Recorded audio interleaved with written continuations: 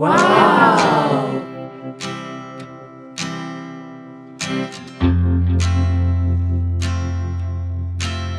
Hello అండి, welcome to my channel. పైనాపిల్ని ఇంట్లోనే ఎలా స్ప్రౌట్ చేసుకోవాలో ఈరోజు చూపిస్తున్నాను.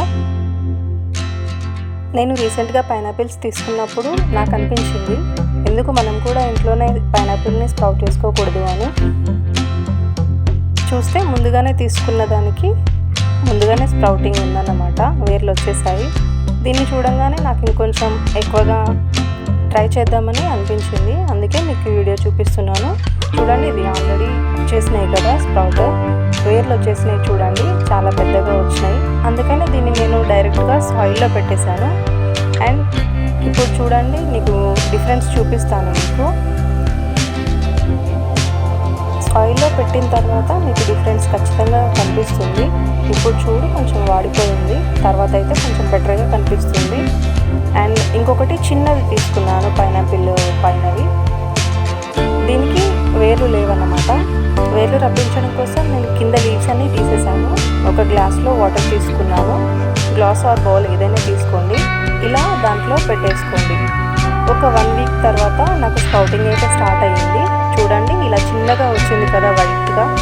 నేను 2-3 డేస్కి ఒకసారి వాటర్ మారుస్తూ ఉన్నాను. మీరు కూడా మార్చండి, ఎందుకంటే కొంచెం వాటర్ గట్టిగా అవుతున్నాయి, ప్లస్ అవి కొంచెం జిగటగా అవుతున్నాయి అన్నమాట.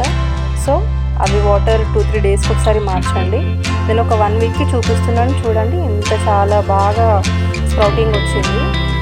వేర్లు అయితే వైట్గా కనిపిస్తున్నాయి చూడండి, మీకు డిఫరెన్స్ చూడొచ్చు. నాకైతే చాలా హ్యాపీగా అనిపించింది. యాక్చువల్లీ నాకు గార్డెనింగ్ అంటే చాలా ఇష్టం అండి. ఆ ఇంట్రెస్ట్ వల్లేమో నేను ఇవన్నీ ట్రై చేస్తాను.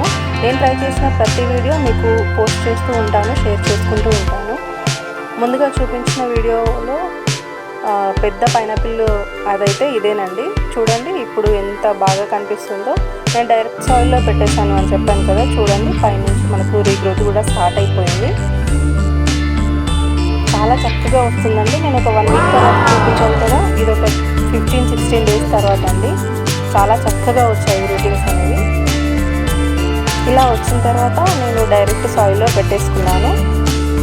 సాయిల్లో పెట్టడం కోసం నేను చిన్న పాట్ కాకుండా పెద్దవి, నా దగ్గర బకెట్ చాలా పాతది ఉంది. సో దాన్ని అటు ఇటు మార్చడం ఎందుకని పెద్ద దాంట్లోనే పెట్టేశాను.